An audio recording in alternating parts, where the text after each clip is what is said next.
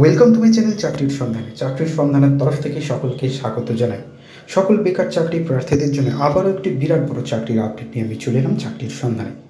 এবারে শুধুমাত্র অষ্টম শ্রেণী পাশে ভারত সরকার অধীনস্থ একটি সংস্থায় কর্মী নিয়োগ করা হচ্ছে। অ্যারোনটিক্যাল ডেভেলপমেন্ট এজেন্সিতে কর্মী নিয়োগ করা হবে।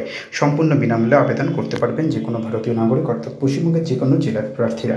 এই ভিডিওটিতে ডিটেলসে সব কিছু বলে দেবো, কেউ কিন্তু স্কিপ করবেন না। চলুন ডিটেলসে দেখে নেওয়া যাক। দেখুন, নিয়োগ করা হবে ড্রাইভার পদে, 2টি শূন্যপদ আছে। অষ্টম শ্রেণী পাশ করে থাকলেই হবে এবং ভারী যানবাহন চালানোর সরকার স্বীকৃত লাইসেন্স থাকতে হবে।